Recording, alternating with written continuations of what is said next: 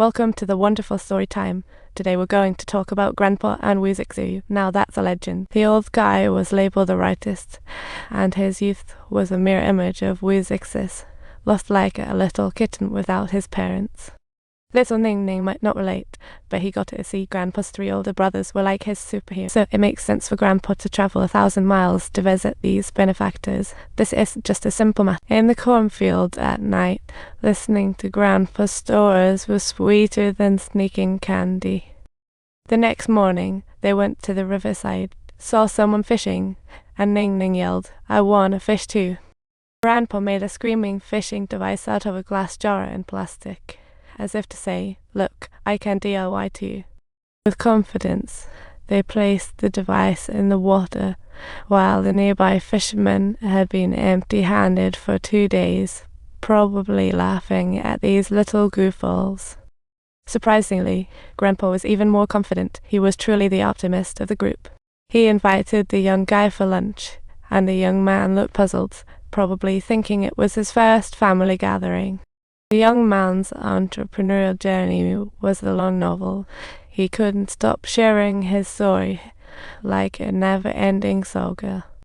His partner accidentally dropped out. Meanwhile, he was conned by the neighborhood bully. Truly a life tragedy. "I don't want to do anything, poor kid." After hearing this drama, Grandpa decided to share a personal tale that was simply epic. His son was supposed to gather firewood but got distracted. He ended up lying, saying his elder brother took it. This is like a comedy movie.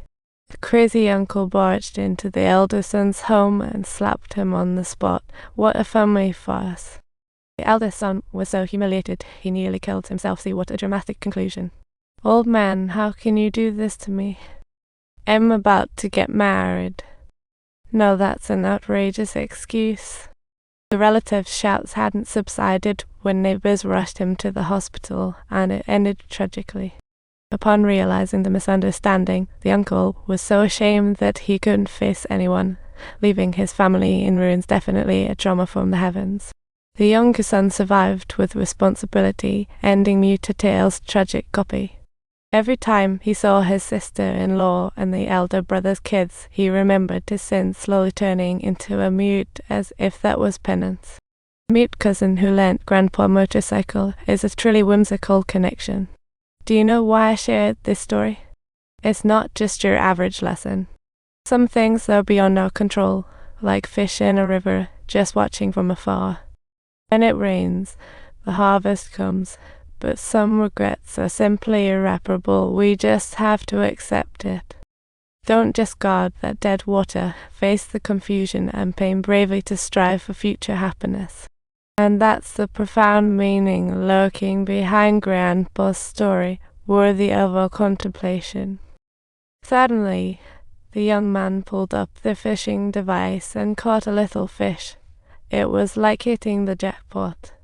Next was a tough mountain road. Grandpa looked like a pressure cooker, topping off the gas money in advance. A trucker waved for help, looking like a scene from Fast and Furious Season 3. Only Grandpa stopped to help, otherwise this poor guy might have been stuck all day. After borrowing a motorcycle, Ningning had 100 ideas and wanted to try the truck, but the driver shut him down. Before leaving, the driver locked the door, and Ningning secretly cursed, "Am I the villain here?" While waiting, Ningning started drawing, and Grandpa was making a paper windmill a magical scene. The windmill danced in Ningning's footsteps, swirling with his joyful childhood. The long journey faded as the sun set, and the driver returned like a speedy harbinger. He offered Grandpa $50 in gratitude, but Grandpa said no. Ningning jumped at it, looking like a little king. Once he learned where they were headed, the driver decided to give them a ride. What a nice uncle. He began to explain why he locked the doors. The lesson from last year was quite a wake-up call. The machine truck flipped, and everything got stolen. Talk about losing everything. But the villagers helped me push the truck up. That's a little kindness. Grandpa tried to comfort him. What a kind heart. Without help, he couldn't save the truck nor the goods, and that's unbelievable. Why so few good people? The night was long, vehicles like ghosts, the driver was on edge and couldn't take it. Suddenly, a few pedestrians appeared.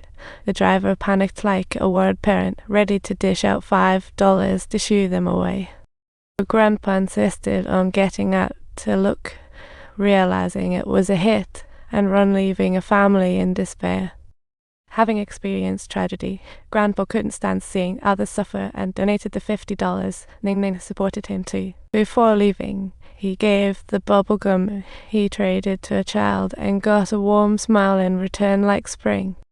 In just a few days, Ningning not only learned a great deal of valuable knowledge from Grandpa, but also gained growth, making one marvel at how had grown up instantly.